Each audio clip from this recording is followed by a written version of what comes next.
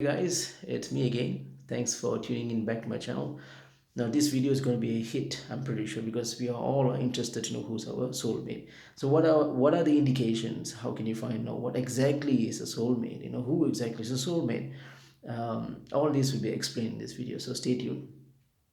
Now, first off is what or who is a soulmate? Okay, the soulmate refers to a connection. Okay, not exactly the physical one.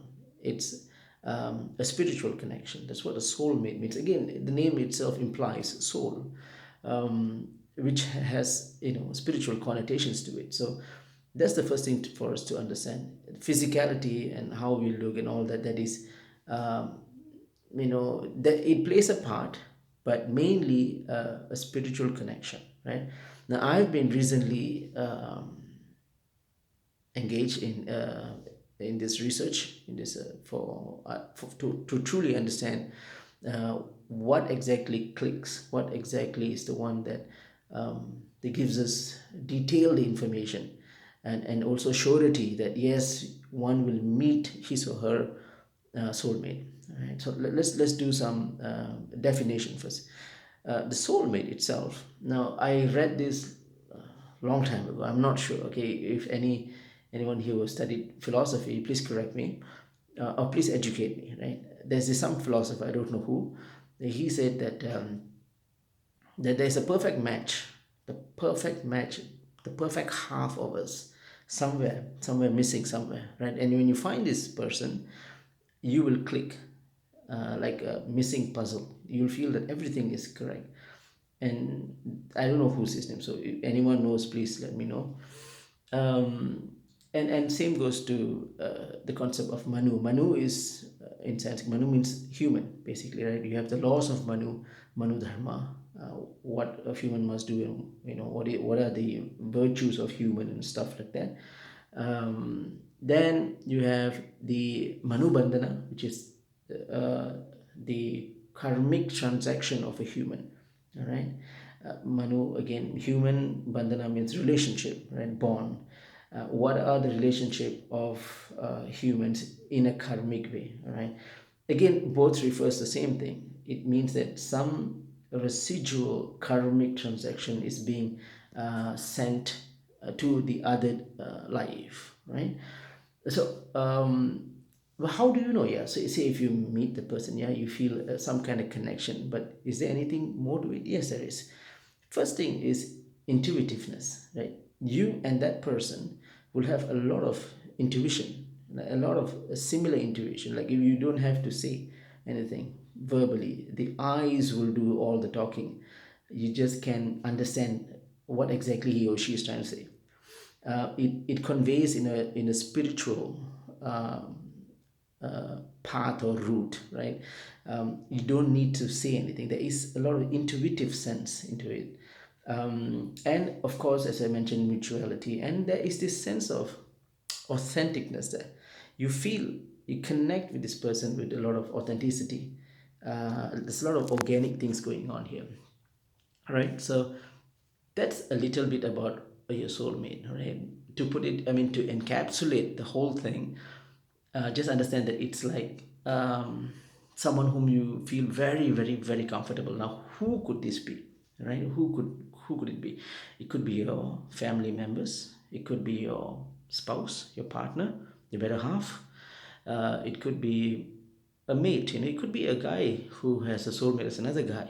All right, and a lady with another lady, a soul sister, a soul brother, a soul male friend, a soul female friend. Literally can be anybody. There's not necessarily a male and female or the opposite sex, right? Um, so okay, so that's about the what is a soulmate or who is a soulmate. Now we look at the indications. Now there's first thing is we have to look at the position of Venus. Now why Venus, right? Now it makes sense because Venus is all about relationship, right? It's all about the your connection with the other soul, right? Venus. But if you look at the very essence of Venus, right? What is the function of Venus is it controls your Indriyas, Okay, I'm going to elaborate a little bit on what Indriyas means. Indriya in Sanskrit, I mean, it means Indriya means the one that belongs to Lord Indra, right? The one that belongs to Indra. That's what it means. Now, the very meaning of it, if you look at the etymology of it, means it's your sensory. How do you perceive? How do you send the information? Like of course you have the nose, the eye, the ears, the tongue, and also your touch. Okay, now these are the common five senses that we've heard about, right? But if you as I mentioned, if you go through further details on the Indriyas, you'll notice that the Vedic culture, the people have further extended the senses. It's not just these five senses.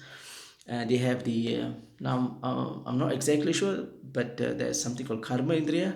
Karma indriya means your limbs, your arms, stomach, I think, stomach, or uh, external features, anus, and your heart, I think. All right, I'm not exactly sure, but karmendriya means an extended version besides the five known ones.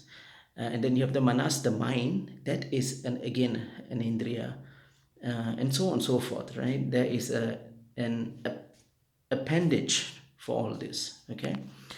So this Indriyas is very important because it gives us the avenue, right? It gives us a media to experience the outside world, all right? Um, so Venus is the karaka for this Indriyas. Venus is the one that takes in this information that okay, that you are touching something, you're hearing something, you're feeling something. Now, if Venus, of course, it sends it to Mercury. Mercury uses intelligence to decipher the information. Of course, Rahu and Ketu does the other things there. But then let's put that aside. Venus controls our sensors, right? Just forget about the other extended ones, but the basic ones: the sight, the hearing, the taste, the smell, and the touch. And that is called, now if you have Venus in the seventh house, the seventh is the house of Kalatra, right? The one that connects with the other communion. It connects with your, it's basically partnership, any form of partnership, right? The seventh is very important, which is why when you assess living relationship, romance, and all that, the seventh is seen, right? Now, if you have a Venus there in seventh, that clearly shows that Venus is in a very, the sensors which Venus controls is in a very elevated position, right? It's in a very strong position. We can say super sensory, if I may, right? And that is an indicator because your senses are all attuned and scanning for people or some individual who has the similar personality and taste and whatnot, the mutuality. So Venus in seven is important. The next is the Sun, Surya Bhagwan. Now, if you have a Sun in the seventh also, now seventh, remember, is the house of communion of two souls, Kalatara. The Sun is also called as Karma Sakshi. Now, what does it mean? Karma means your action. Sakshi means witness.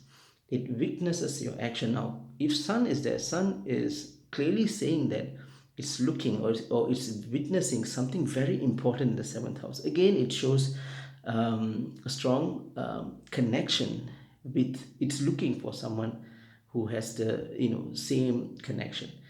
And I forgot to mention earlier, the soulmate is a traveler. It's a traveler that traverses all the janma, the lives, the many lives. It goes from one life to another, right? So the Sun witnesses that, right? So remember, Venus in seven, the Sun in seventh. Now these are mainly frameworks, right? If you have somebody with Venus in seven and the Sun in seven, doesn't mean they will actually meet. They will meet, no doubt, but there's, to get that real surety, right, of who you meet, then we need to look at Rahu and Ketu, right? Um, Rahu and Ketu, as you know, they are the nodes, the Chaya Grahas. Now, they are also called as the karmic Grahas. They are connected with our karma, right? Now, people think, and it's okay to think that way, that Rahu and Ketu are two distinctive personalities. But the fact is, if you look at it from an esoteric point of view, Rahu and Ketu are two different parties, but looking for the completeness of life. Both of them have a very powerful synergy, and that synergy is both are looking for some fulfillment of life, the completeness of life, right? So having a relationship. So if you take two charts, right now, say if you have Sun in the seventh or Venus in the seventh, and then you have the other person whom you feel it could be your soulmate. If you look at that, and then if you do notice a connection, a similarity of Rahu and Ketu, maybe they're in the same sign, maybe they're same sign in the Navamsa, maybe they share the same bhava. So all these things shows again. Now if you have that, then that seems to be really strong. So if you have Sun and Venus in the or Sun and or Venus or both Sun and Venus in seven, shows that yes, you will meet your soulmate. But then to actually identify that actual person is your soulmate is to look at the compatibility, or the similarity of Rahu and Ketu. Okay, so if both Rahu and Ketu have a lot of commonalities between two charts, and yes, that person is definitely your soulmate. So what else? I guess I'm going to stop here right now. If you have any questions, then post it down on the comments. Do share this video. Do share this video. I think this video is will be useful for many people out there. And I also use this in the synastry compatibility checking as well. If you're interested for a reading, the details are in the description below. Thanks, guys. You take care, and I'll see you soon. Bye bye.